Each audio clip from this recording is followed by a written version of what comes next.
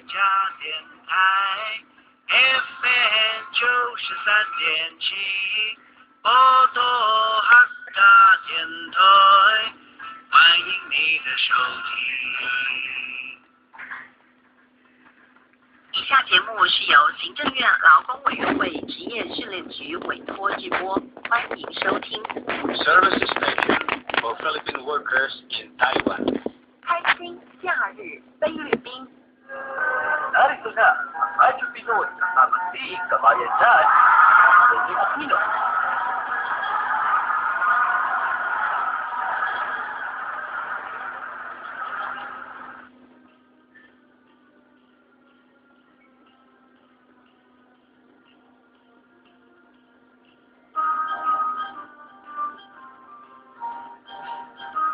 My partner. Kaibigan, siyempre na naman. Ang ito ay may kagalakan. Ang lahat ng tao ay nagkakagulo, nakakaisip kung ano pinirigalo sa kanya, sa akin at sa iyo. May parol at may punong Pasko sa simbahan kay daming tao. Masdan mo anong saya ng bawat isa, pati na ang magkaaway ngayon, pati na sila.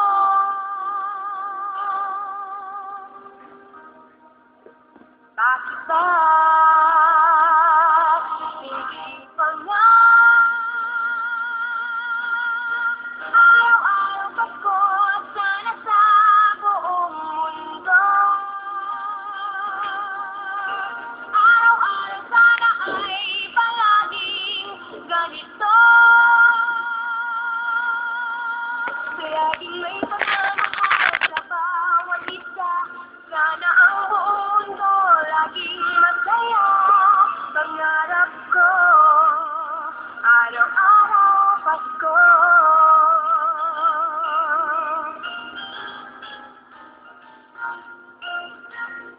Mga bata ay namamasko, pagbigyan nyo ng aginaldo. Tingin yung mga awitin, di ba kay ganda? Masdan mo ang iyong paligid, nakakatuwa. Bakit ba hindi pa nga araw-araw Pasko sana sa buong mundo? Araw-araw sana ay palaging ganito, laging may pagmamahal sa bawat isa. Sana ang buong mundo laging masaya. Pangarap ko araw-araw Pasko.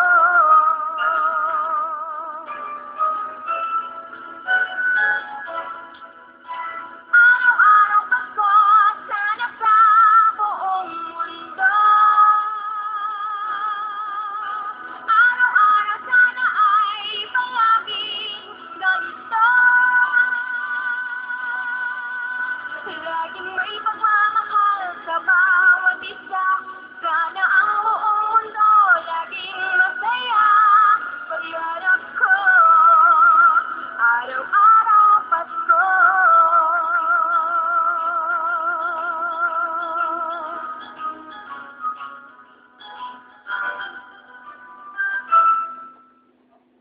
Alright, yan na. Araw-araw sana Pasko. Naku, unang linggo ng buwan ng Oktubre, syempre, dapat nung last month pa tayo nagpatugtuda sa Christmas ng ano. Anyway, hindi pa naman huli.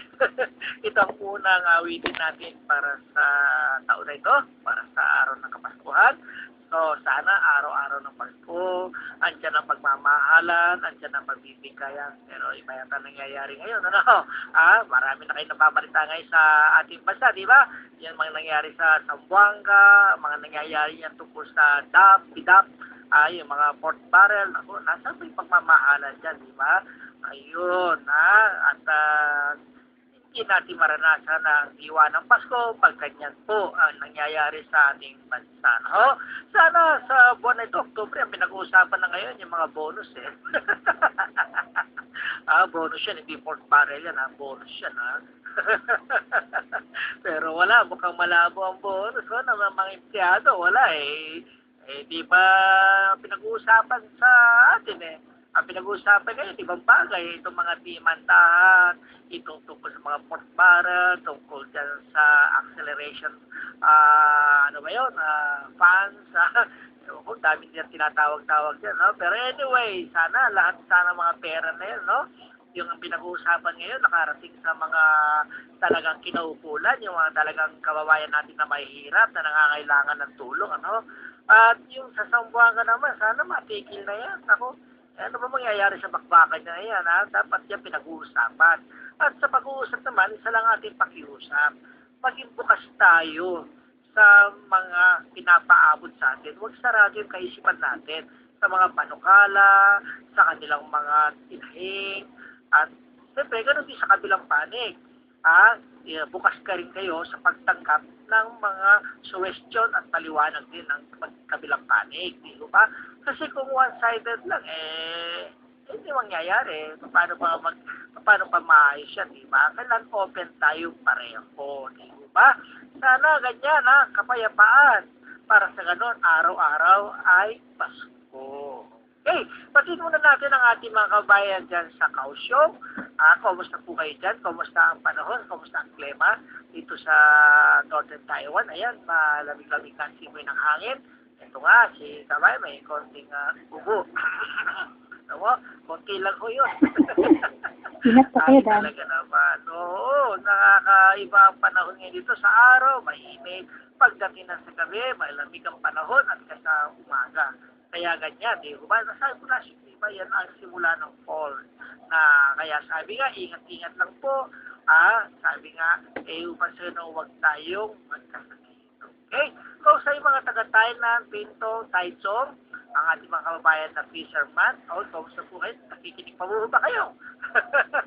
Baka hindi na kayo nakikinig, Ganoon na rin ang mga taga-Miaoli, Hsinchu, ayan, mga taga-Taoyuan, Taipei City, ayun, mga taga-New Taipei City. Sana patuloy po kayo makinig dito programang Radyo Pinoy. Marami po kayong kapupunutan sa mga aral, mga informasyon, at mga iba pa.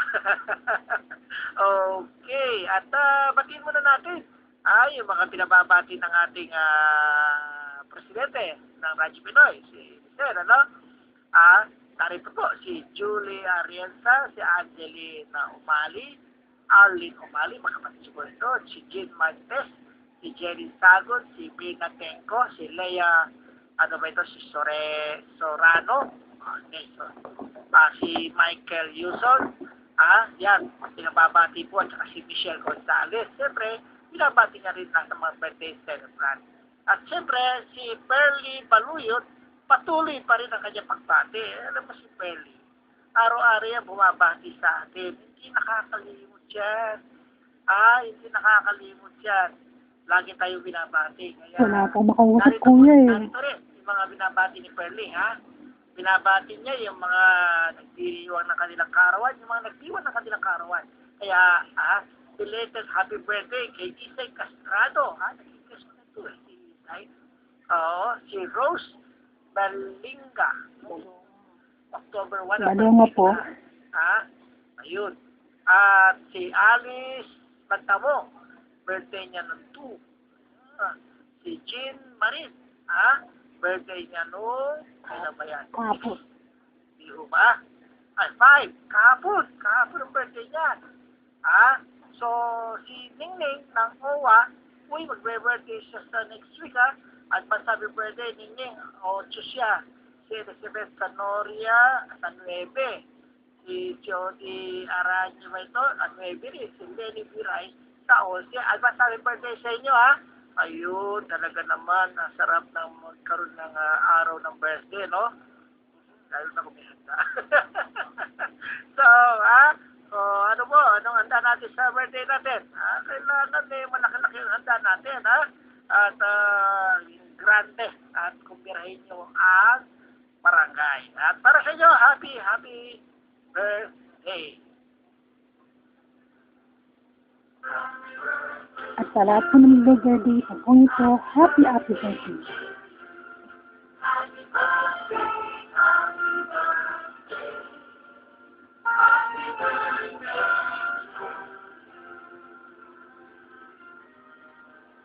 Happy birthday, my darling, and many, many more. Another year said, I love you more. Your eyes, I love to see. Your hands, I love to see. Your lips, I love to kiss. I love you all so very much. Tomorrow, I'll spend the year and memories put away. I want to say I love you, darling, happy birthday. Happy birthday. Happy birthday. Happy birthday. Happy birthday. Happy birthday.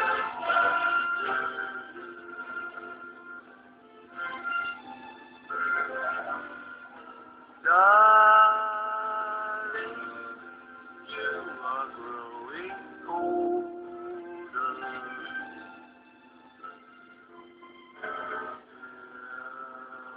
The thread among the gold. Yes, my darling, you will be.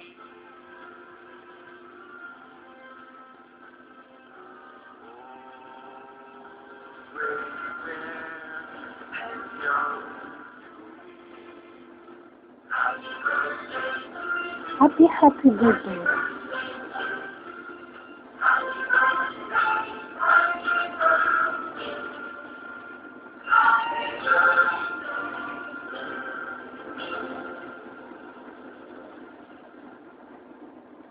Ayan, happy birthday sa inyong lahat. Ayun, sabi nga nila numero lang yan. Hindi tayo dapat na malungkot. Tayo man ay nagkakailan. Numero lang yan. Ang importante yung puso. Yung puso natin ay dapat laging bata. Huwag tayong malungkot. Ayan. Kita nyo si Kabayan. Laging daily siya, okay? So, yan, mga handaan ninyo, ngayon, baka nandiyan kayo sa labas niya, nag-day off kayo, at nag-celebrate, o hinay-hinay lang, yung mga painumin natin, huwag tayong sumobra, baka tayo makalimot sa ating sarili. Alam nyo, speaking of buhay natin, ganyan, nakakalimot. Mga piso na frustration sa buhay, ang iba dahil nalungkot dahil nagkita na naman kita na tayo ma-affect. Pero minsan di mo maiwasan ito ma-affect. Alam yung minsan ayaw mo na rin mag-ahal, ayaw mo na rin atas mahipain ng buhay. Pero hindi maiwasan, minsan ay nakikita mo, harap-harapan niloloko ka. Yan ang masakit. Alam nyo ba, may karanasan ako ito, sa akin karanasan to, ewan ko sa inyo kung karanasan niya. Yung mga sumasakay sa pinatawag natin budget fare na airline, like AirAsia. Ito, ewan ko lang kung karanasan. Kung pagka sa atin, may mga magnanakaw.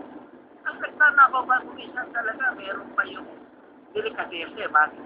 Magnanakaw sa'yo, yung group, hindi mo ba? yung hindi mo nalalaman, basta nanakawan ka na lang, makikita mo, wala na. Kumbaga, yun may delikatesa pa yun. Pero ito, harapan, nakaharap sa'yo, nanakawan ka. Niloloko ka. Bakit na? Para ano? Gusto, ha? Alam nyo ba, nung nakaraan, uuwi po ang ating pamilya. Siyempre, mas gusto natin sa klasa, pagsakas niya pagdating mo doon, 20 minutes lang nasa bahay na lang. Kahit sabi natin, pwede ng konti, di ba? Sumakay. Ang pasintabi sa Asia, talagang hindi ko nais na kayo po ay tirahin, ano, pero nangyari to. Kaya kausapin niyo po yung mga nasa check-in counter. Kung ito ba'y talagang policy ninyo? Sabi nila, policy ninyo Hindi kumuha po kami, 40 kilos ang piece ng kanyang bagahe. Maximum 40 kilos. Kinuha na niya yun. Ngayon po, sa 40 kilos na yun, 3 po ang kanyang karga. 3. Ang timbang nila ang isang 8.7, isang 15.6, ayan, at isang 14.5. Kung susumahin po ninyo, ay ilan yun? 10.7, 14.6, 15.3, 25.3, tama, 25.3, at saka 14.6, ilan yun? 39.9, tama? Di halos tama po, no? Yun. Yan po talagang nakita doon sa mismong timbangan nila dahil pinipag-boy. Pero ano niyo pa ang nangyari? Nag-over po ako ng 4 na kilo. Over ako ng 4 na kilo. Pinababayad ang 4 na kilo sa halagang 520 kada Kilo. 520 NT.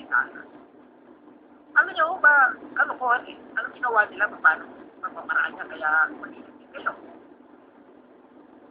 Ang binili mo, 40 kilos na basahe. Ayaw po nila na yung maleta mo kahit maliliit ay pagsamahin mo minsana sa timbangan. Kasi pag pinagsama mo minsana sa timbangan, kaya ng timbang malina, 39.9, di ba? Hindi ka lalabas ng 40. So, tama-tama. Hindi ganyan ang nangyari. Ang nangyari, parito nila isa-isa. Kaya nung ipinasok yung 10 point, ano ba isa ko nila? 7 ba? Ginawa nilang 11. Yung 25.3, ginawa nilang 26. Nirarabat po nila. 11, 26, 37 na yun. Yung pong 15 point, ano ba siya kanina? 3 ba yun, ginawa nilang 16. Ilan na po yun? 26, 11, 37, at saka 15, hindi yung 43. Sorry, malina ko sa